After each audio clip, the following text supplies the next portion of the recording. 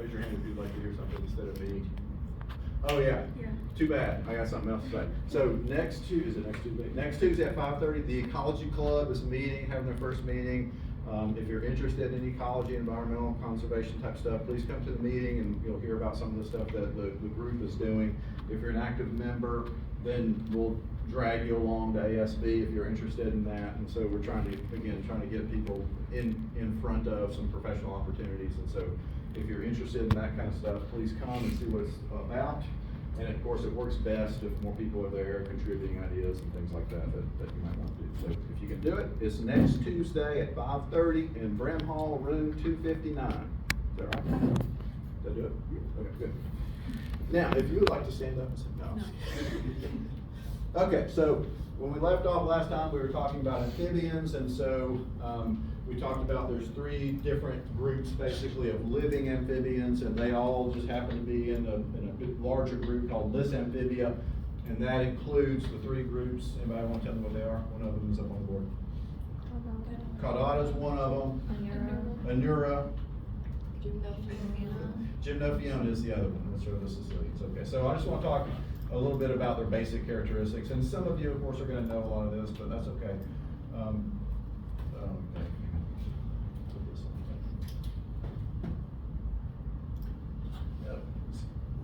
Okay, so the order typically, and so the other thing about taxonomy is that, taxonomy is the process of not just naming things, but organizing the organisms in evolutionary units, right? We'll talk more about that later. But as you learned in freshman biology, the way we classify organisms is hierarchical, right? So if we're talking about animals, that's the kingdom Animalia. We're talking about particular kinds of animals, and so that would be in the phylum, Chordata, and you got subphylum, all those things. And so, generally speaking, Caudata is an order level taxon, but that might not be true all the time, right? So sometimes what we say about that particular taxon, Caudata, it could be an order. With new information, we might adjust it to be a suborder or something like that. So just be a little bit careful about that. Hopefully I'll make it clear so that I'm not going to say, what order is this? And you can say that. I'm saying, no, it's suborder. So I'm not trying to trick you. I just want you to be aware that I kind of left off order because sometimes it's at a different, it's published as a different level. But always, Caudata will refer to the salamanders. And so there are about 415 species worldwide. The highest diversity for salamanders is in the southeastern U.S., which is different than most other amphibians and reptiles, which would be more diverse where and what kind of environments would you guess? Tropical habitats, right? That's the most diverse place on Earth for terrestrial organisms is tropics, with the exception of some groups. One of them would be the salamanders. And so, southeastern U.S. has got the most species of salamanders worldwide by far. South America's got a few species of plepidontids, but not very many. Okay, so these guys are cylindrical shaped, so kind of long cylindrical bodies. They typically have long tails, and so it's kind of weird to talk about tails, especially when we talk about snakes. So it's kind of hard to tell where the tail is, but generally the tail is between the vent and the tip, right? So this is a 3-line salamander. It's closely related to a long-tail salamander, and so you can see how long the tail is, as long as the rest of the body. So not all of them are that long, but typically they have long tails relative to the other group, or one of the other groups at least. I'll talk about the Anurans, the frogs. They have long tails. They have distinct heads and necks. Again, different from frogs. Frogs are just kind of a blob. The head, neck, body mesh all together, and so you don't really see any distinction there. Typically, they have well-developed limbs, so they've got 4 limbs and hind limbs. They also have 4 limbs. So 4 as in F-O-R-E, that's front, right? They have 4 limbs, hind limbs. They also have 4 limbs. Okay? So how many limbs do they have? Anybody? 4. There you go. No, Austin. So that's typically true. Sometimes not always, right? So sometimes the limbs are reduced or absent, and so the term we describe for those situations would be secondarily, right? So what that means is, somebody want to tell me what secondarily small means or reduced? It's not following the direct evolutionary path, it's something they branched off to do secondarily, is that right? Yes, you're right. It's a change from a limbed condition, right? So in other words, those animals that have reduced or absent limbs are derived ones, right? So sometimes we think without something is primitive or ancestral, but in many cases, the loss of that thing is the more advanced or more derived feature. And so for these guys, the without limbs is gonna be a secondary feature. So the first animals that we call or salamanders or caudates all have well-developed front legs and back legs, and then some animals diverge from that. And so some examples of that would be this guy. This is an Amphiuma, he's so cute. And so these guys have forelimbs and hind limbs, but they're both reduced, right? So both sets are reduced, and so you can see how little tiny their legs are, which is, it's hard to see in this picture, but Amphiuma get pretty big, right? So they can get almost a meter in length, and their legs are pretty small. But otherwise, other than that, they're extremely cute little animals that will bite the crap out of you and make you bleed. So be careful with that smile. It's deceptive. And then there's some others that have reduced conditions. So this is a siren, and hopefully we'll see some during the semester. They're pretty common around here, but you can see the front legs, but they don't have back legs. And so in this case, the hind limbs are absent. In this case, these guys have front legs and back legs, but they're all small, so they're reduced. Okay, so that's the caudates. The endurans include all the things that we call frogs. And so just to be clear, I'm sure everybody's heard the term toad. So a toad, any kind of toad, is a type of frog. And so there are some things that unify toads, particular types of toads. Toads taxonomically, they're specific. In other words, they are representing an evolutionary unit, but commonly they are within the world of what we would call a frog. So in other words, all toads are frogs, but not all frogs are toads. So there's really no real difference between a toad and an endurin. They are that. So there's about 4,300 species worldwide. These guys are much more diverse in the tropics, and so and there are lots of species that are confined to specific habitats. So this is a bromeliad, which is a plant that grows on top of another, on a tree, and there's water that's housed in that. And these are poison dart frogs, and their reproductive biology is tied to those things, and so they might, they will live their entire lives up in the trees. And so of course there's lots of those things around, lots of different types of trees, lots of different types of bromeliads, and so there's lots of different types of neurons in the tropics, and then you got the whole ground dwelling ones too. So there's a lot of opportunities for diversification in that particular habitat. Typically, they have relatively short bodies. Of course, we're comparing them to amphibian or to salamanders, and so this is a typical frog. This is a toad.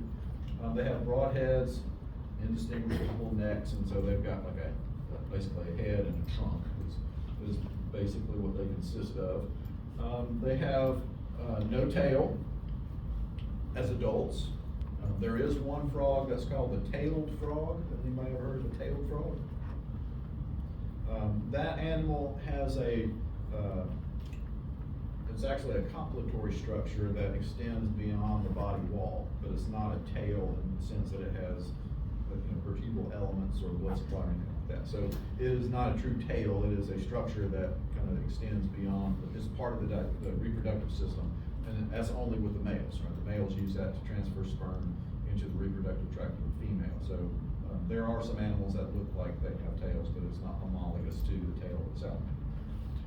They have relatively long limbs. In some, the difference is greater than in others, like toads, for example. Their hind limbs are longer than their front limbs, but not by much. In something like a bullfrog or a leopard frog or something like that, the hind limbs are much, much longer than the front legs. And that's mostly an adaptation to a particular type of locomotion, which is called saltatory or jumping or hopping. And so these guys can hop, but they're not very good at it. So probably the first frog you ever caught was a toad, just because they suck at getting away from you, and they're out in the open a little bit more. So they've got some other features that make them more likely for humans to encounter them, but that's one of the things they can't jump over. Yeah. Have you seen the videos of, there's this one specific, it was like a really small frog that is terrible at jumping, and they have like slow-mo videos, and it basically jumps and then just crashes to the ground. Maybe I have seen those. Do you know I can't remember what's what the name frog of it was. Now that you say it, it's been a while, but I vaguely remember that. Yeah, they're not they're not particularly good at landing either. But and we'll talk about their anatomy, but they've got some internal features that help them absorb the shock of that, because some of these animals are this big, but they might be able to jump 10 feet. And so if you think about the consequences of that, when they come down, that's a pretty big force.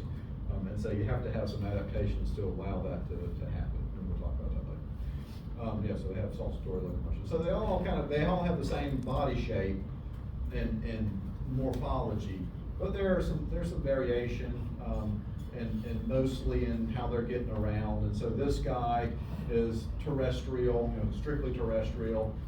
These guys this guy's aquatic. I'm not sure if that's a bullfrog, but it's essentially similar to a bullfrog, and they're mostly aquatic, right? So when you see a bullfrog, it's almost always in the water.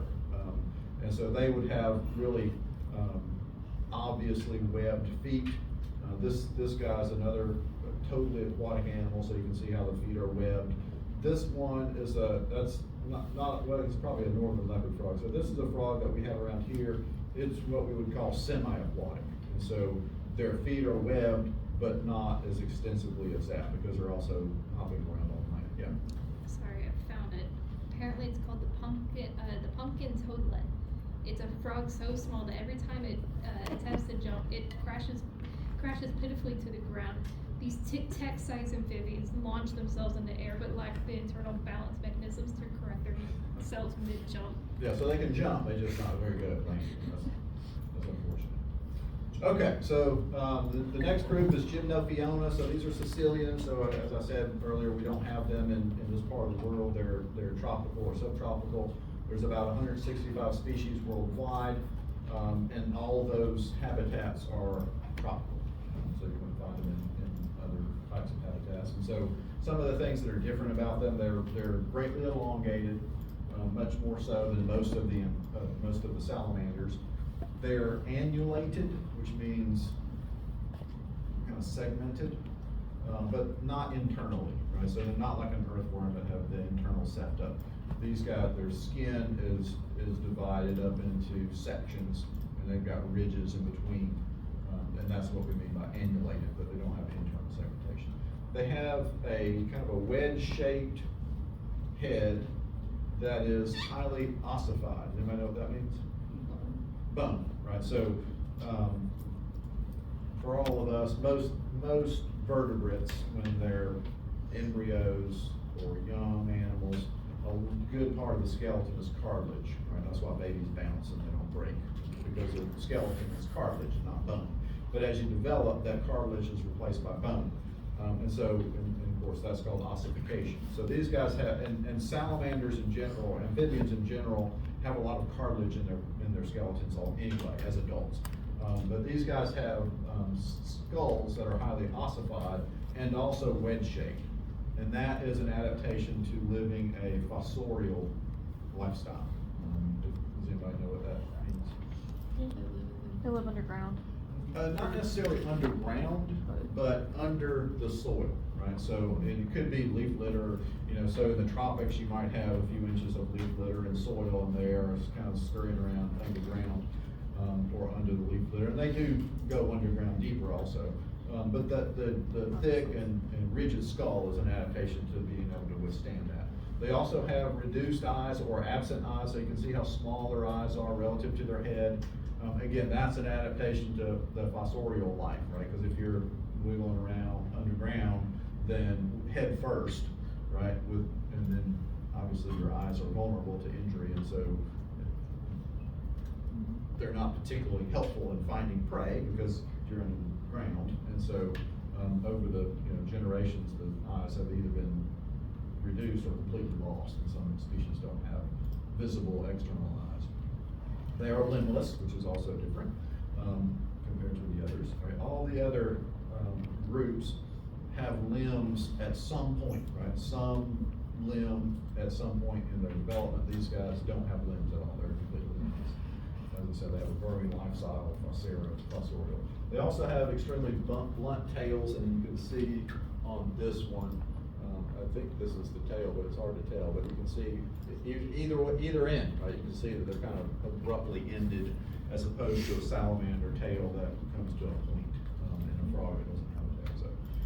So they're really quite different, and there's a lot about them biologically, ecologically, that is unknown, and it's mostly because they're active at night, they're active under the soil, they're active in tropical environments, so all that makes it very difficult to actually get information on these animals. And so there's several species, and there are probably a lot more species out there that just haven't been discovered yet. Yes, Claire? Do you think that they're, I don't know if they bite or not, I don't know much about cecilians, do you think it'd be comparable to an amphibia? I think it would be less traumatic than. Less traumatic. They tend to be pretty small. I mean, they might be long, but their heads are small. Okay. And so I don't have any idea really. I do know that if an amphibian bites you, if it's a big one, it will draw blood. So they're strong enough to do that. They do have teeth. All these animals have teeth, by the way. Amphibians have teeth. They're just not real obvious because they're small in most cases. Is that a first-hand experience? Or? Yeah. Oh yeah. I mean, mostly they don't, but sometimes they do. So just be ready for that. I've been bitten by a lot of things, but I've handled hundreds of things, so on average, not very often, so it's okay. Remember that time we shot the beaver? I do. We're scary. Yeah, that was. So, I just saw Andy Sliger recently. He was the former department chairman of biological sciences. He's also an ichthyologist, and he used to do what I do, go out and take students everywhere and go seining and stuff. And so he was telling me about a field trip they went on, and they pulled the seine and caught a beaver. And one of the professors tried to get the beaver out of the seine, and it broke both of his arms. The beaver broke The beaver broke both of his arms. Like, I don't know the I don't know the sequence of events that made that happen, but. Wait, the man got his arms broken Yes. by the beaver? Okay. Yeah, both of them, all two of them.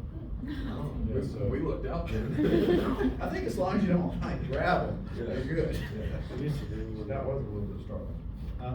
So he needs to drink more milk. Yeah, that's right. protein. Okay, all right, so that's the amphibians. So we got caudates, we got neurons, we got gymnophiones. Good?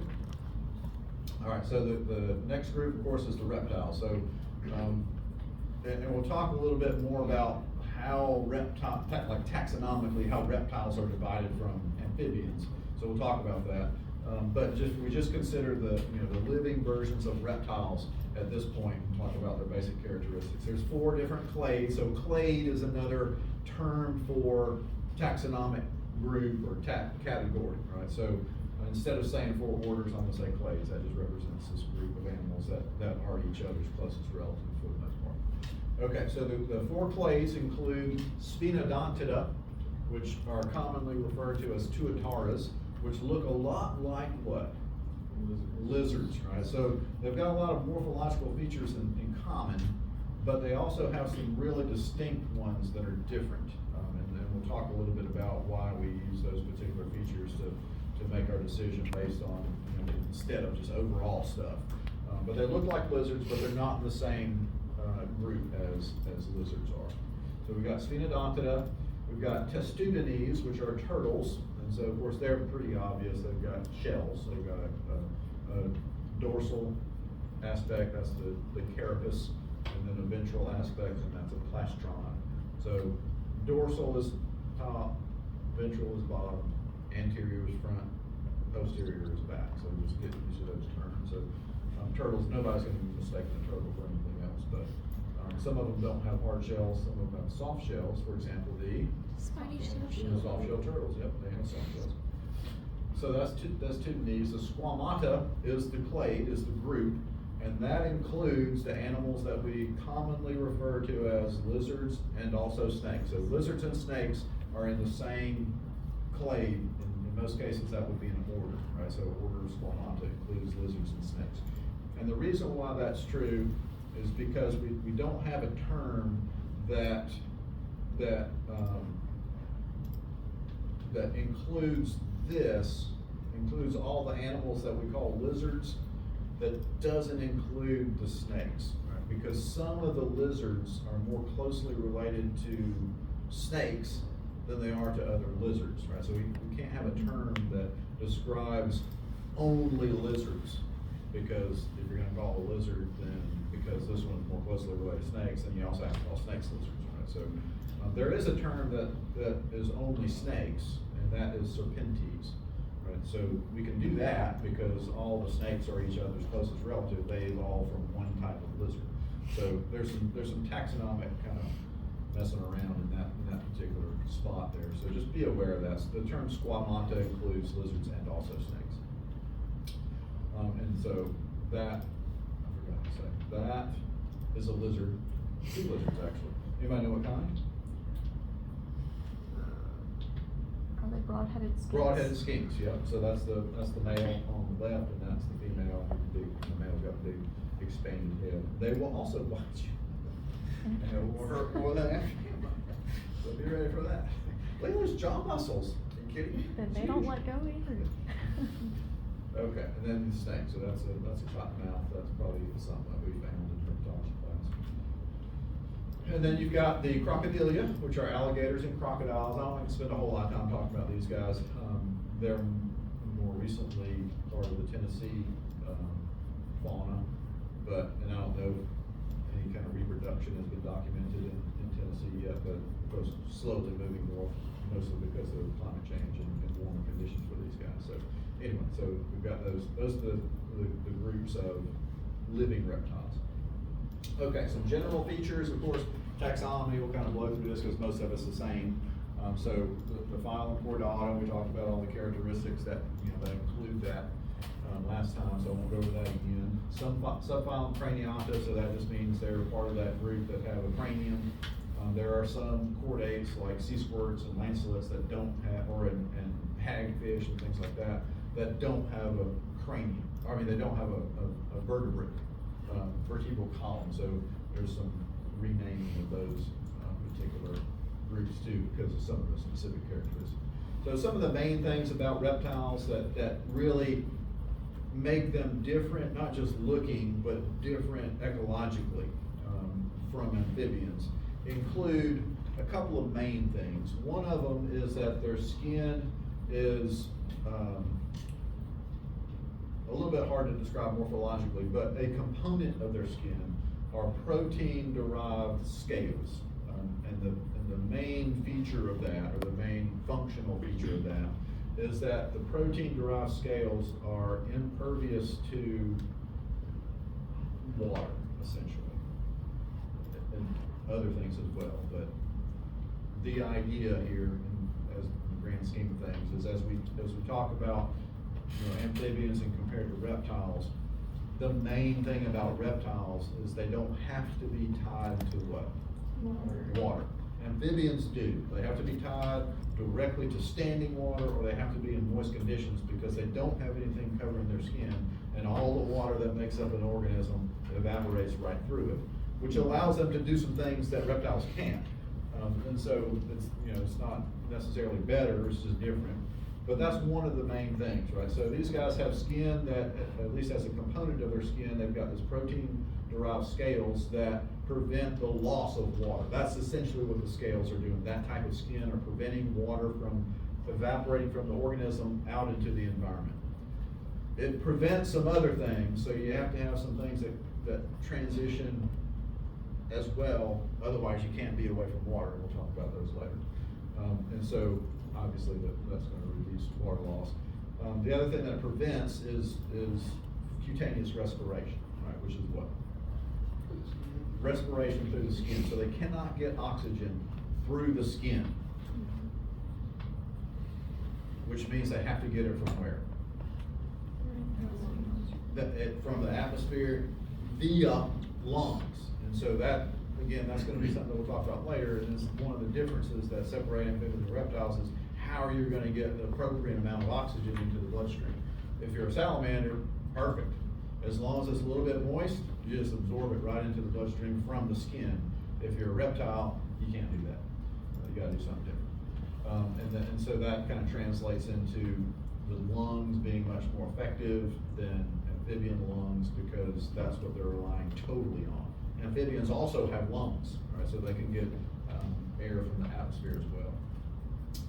Okay, the other big difference between amphibians and reptiles is that reptiles have amniotic eggs, so that the embryos are surrounded by an extra embryonic membrane that traps water, that traps the amniotic fluid, so that the embryo is in it all the time, right? Humans have an amnion, and you and me and all humans, when we develop in the uterus of the female, are within this thing that keeps the water from seeping out until it ruptures, right? And then the water comes out, but shortly after that, what else comes out? The baby. Yeah, we come out kicking and screaming the whole way. So it's so nice and warm, wet in there. But you come out, and now you gotta worry about drying out all the time. It's terrible getting out air. So they've got an amnion, and so this is not a human or a amphibian or reptile. This is probably a chicken, but you get the idea, right? So this is the yolk, right? Which is what? That's another term for yolk. The yellow part of No. What's the function? The food. That's the food part, right? So this food is connected to the blood, the bloodstream of the embryo, and that's just absorbing those nutrients that were put in there by the female before the egg was surrounded the whole thing. And then you've got this thing, which is the amnion, right? This membrane right here is the amnion, and the blue stuff is the amniotic fluid. And so this embryo all the time is going to be just sitting there in that nice fluid. And then it's going to absorb the yolk, develop, grow, and then come out. The amnion's ruptured, and now he's free living on his own. Right? So what that means is reptiles don't have to put their eggs in water. And in fact, if they do, they won't survive that, because you have to have some gas exchange across the shell, because these animals need oxygen from the outside as well. So there's some differences, which means that you find reptiles in a lot of different places as compared to amphibians, right? So you can go from, there are reptiles that are aquatic, and most of the aquatic reptiles would be what we would call secondarily aquatic, right? So the first reptiles were these animals that, I'm trying to get away from this water somehow, because if I can do that, then I can take advantage of a lot of resources. So the first reptiles were trying to get away from it. But then you've got some animals that's like, man, it sure was getting crowded out here. I bet if I did this and be aquatic, I could free myself from some other things, right? And that's how evolution works, right? As soon as there's a kind of an open resource that's not being taken advantage of, then evolution finds a way, right? You'll watch Jurassic Park, or life finds a way. Okay, so that's the basic characteristics of the reptiles, I guess. Okay, so if we're talking about the groups, just a little bit about the groups independently. So Sphenodontidae, there are only 2 species.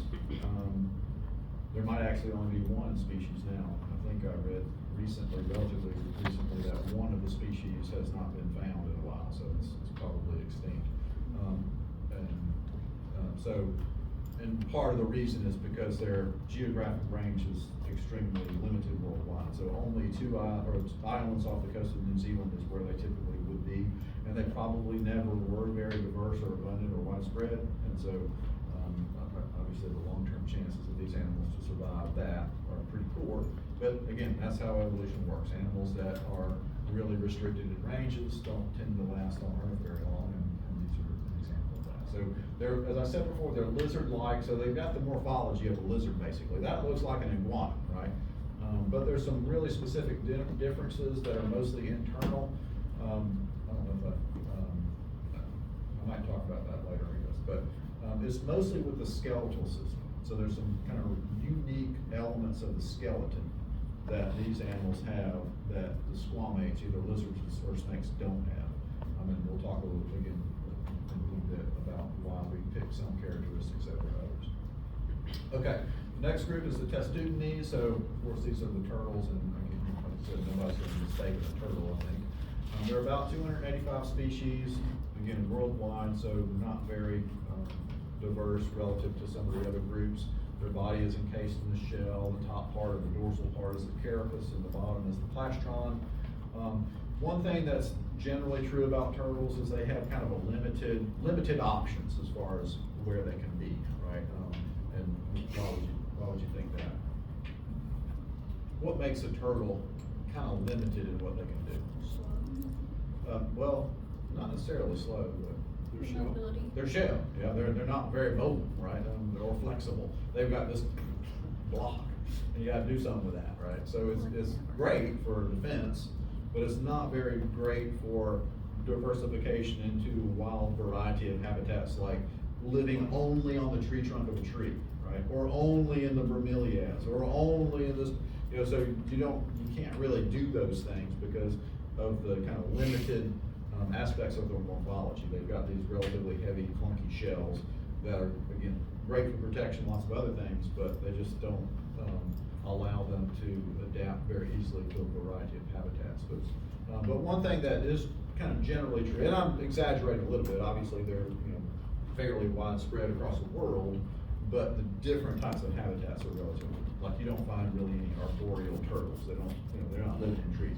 You might find like a mud turtle or a musk turtle up on a branch over a swamp or a oxbow lake or something, or a stream or a pond basking, but that's as far as he's going to go, right? He's just up there just to get some solar energy, and then he'll flop right into the stream. So generally they're pretty limited, but there is some variability in their morphology, and that kind of reflects a little bit about what they do, right? So, and I've got them from one extreme to the other. So I've got, this is a eastern box turtle, and so their habitat type would be described as terrestrial, right? They live in the forest, walk around on land, and I used to think almost never go in water, but I don't know what happened. But I mean, I've been obviously alive for a long time, and I haven't seen this very much, but relatively recently, maybe not for y'all because it's probably been 10 years, but I just started all of a sudden noticing turtles in water, like in the swamp, and they're like walking around on the bottom looking for stuff, or sitting on a little hump out in the middle of a swamp surrounded by water. Like they swam out there and got them on that thing, And so then I was reading a little bit more about them, and actually I saw a presentation at one of the meetings I went to, or maybe it was a poster though. I actually had to present a poster because Buffy ditched me at ASB. I had to do it myself. So I was standing next to this young lady that had some radio telemetry, doing some radio telemetry with box turtles, and she found, like, I don't know, 40% of the time she found them, they were in water. And so they apparently use water quite a bit more than we just generally think. But if you find a box turtle, don't put it in water. They don't generally go there. That's not their, their typical habitat. And the reason why I say that is because one time I was in Baton Rouge, and I was out running, and some lady said, I found a box turtle, and I put him in this ditch with waterfront. He's probably dead now. So anyway, so this guy's terrestrial, and part of the terrestrial morphology is a generally high dome for the carapace. So compared to this guy, and this is a soft-shell turtle. This is it's hard to tell, but this guy's completely submerged in water. So he's completely aquatic, and so their shells, aquatic species of turtles, tend to be flattened. Why would you guess that? Yeah, it makes it more hydrodynamic as they move in. These guys are super fast, right? So generally turtles are pretty slow on land, but in water, this guy is fast. Not as fast as a fish. I was in Florida. What was I doing? I was kayaking or something in like a estuary, like little small things. So it was enough room for me and my boat and a couple of feet on either side. But the little fish were swimming by, and I was just amazed at how fast they're moving. I mean, I've been studying fish all my life, but that was the first time I really they're so fast. Way faster than anything else that moves through the water. So they're not that fast, but they're pretty fast. And then you've got things in between, right? So this is a painted turtle. That's either a red-eared slider or a river cooter or something. But these are what we would again call semi-aquatic. So mostly they're in water, but they can move around on land. They come up and walk across in different habitats and stuff. But they've got kind of a flattened shell. but not quite as flattened as this guy. So they're not, you know, they're not as hydrodynamic. And then this guy's kind of odd. I'm not sure if this is a mud turtle or a musk turtle, but it's one of those in the Testudini, or kind of Sternidie family. And this guy is actually an aquatic animal, mostly, but they also have a relatively high dome. And so the difference here is that these guys are mostly bottom walkers. So they don't, I mean, they can swim and they're pretty good at swimming, but they don't swim very fast. And they just kind of crawl around on the bottom. And so they tend to have kind of an unusual shape for their environment. Can anybody think of what's the advantage of having a high dome? What does that do for them? Why not just have a flat one in case you have to go through water? That'd be better. I guess just better protection. It could be better protection, it could be more strength to it. What else could, huh? What's that? More space. More space for what? For their feet, Yeah, for internal organs, but also if you're a female, Eggs. for eggs, right? So you've got all, I mean, inside there's a body cavity and all, you got the internal organs. If you got more space, you can have 5 eggs instead of 1, you know, if you're taller. It also probably has a lot to do with their thermoregulation, right? So a sphere is gonna lose heat more slowly than a flat surface, right? And so if you're trying to moderate the temperature fluctuation, if you're flat, your temperature's gonna do that, right? If you're big like that, your temperature's gonna do this, and that's much better physiologically for animals. And so, that generally speaking, have a bigger dome is gonna be better if you're terrestrial. Okay, I'll stop here for a second.